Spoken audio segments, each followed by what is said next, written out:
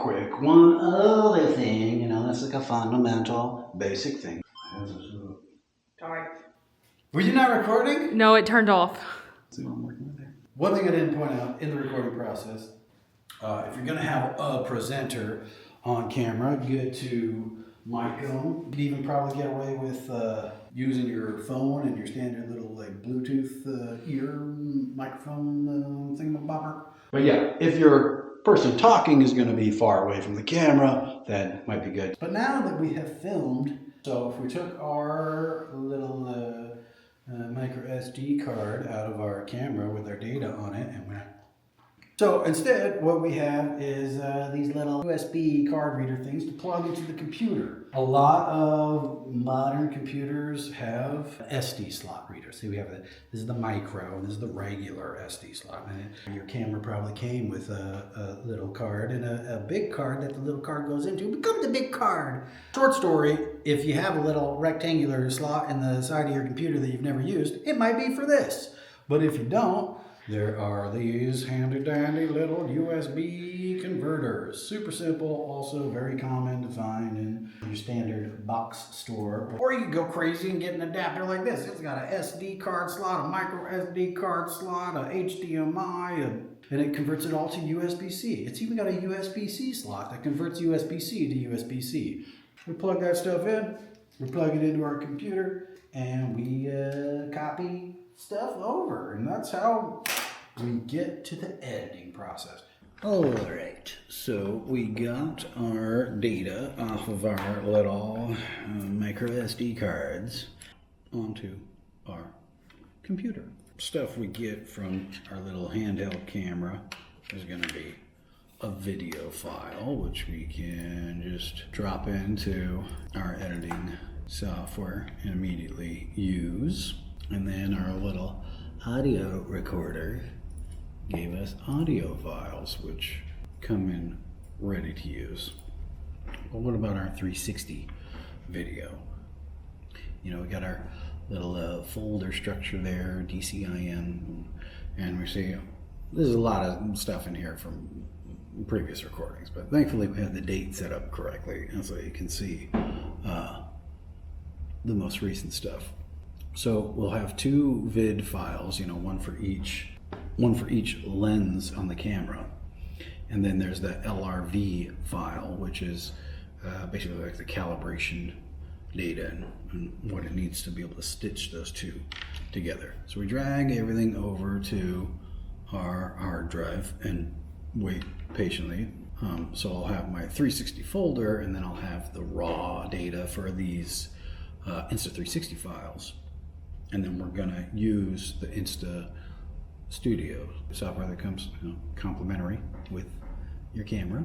And all we gotta do is drag them in. You can select everything. I just grab just the vid files to demonstrate. It's gonna grab the LRV files associated with it automatically, put all that together. And boom, you can click and drag on the screen and look around and see your full view. And we can do a little bit of basic editing in here. You can see what I was talking about when you look down, how there's that like extreme stitch line, but we're going to take care of that. Pretty much just stick with standard settings. There's that direction lock option if you are moving a bunch and the thing is turning and whatnot. If you want to make sure that forward is always facing forward, you use direction lock. But like I was saying, with the floor stamp, that's built in here where we can cover up that weird little squishy version of a tripod. All we have to do is throw a nice little square image on there, and boom, I got a floor stamp. That's built in. Cover that up.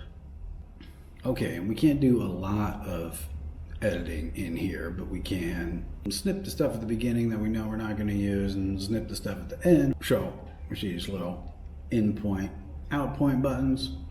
I'm not going to use any of that stuff. Cut it. Go to the end point. Don't bother grabbing the rest of that video.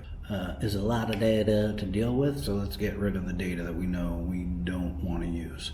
So once we set our endpoints, we go up to export. We want to do a 360 video, obviously. Pick the place where we're exporting. That's why I have that stitched folder. Name it. We're about to do a series of videos, so I'll usually make a name that applies to all of them, 001, and then I will copy that because I know I'm going to paste it and just renumber it over and over again. Again, I keep the default settings. We have the maximum bit rate. At this point, once you've exported it, you can throw it on the headset and start watching it. So you could do that in here if you're not planning on doing any editing. You just want to get your videos from the camera to watch on the headset. But we're going to do a little more. So we're going to do a series of videos. So instead of just exporting this video, send it to the queue. And then we go to the next one. And we're just setting our endpoints.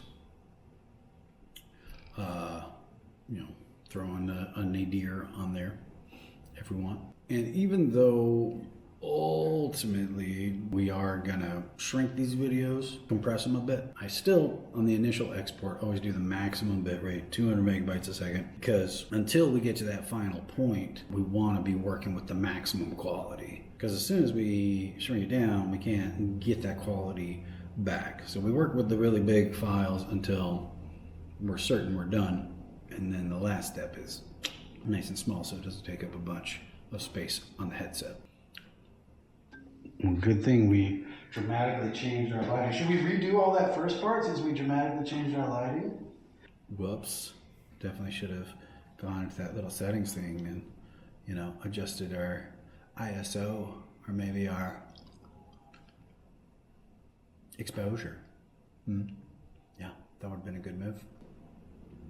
But yeah, once we've added all our different things to the queue, there we can see up on the top, the task center, start all these tasks. This might be the thing to start before a coffee break.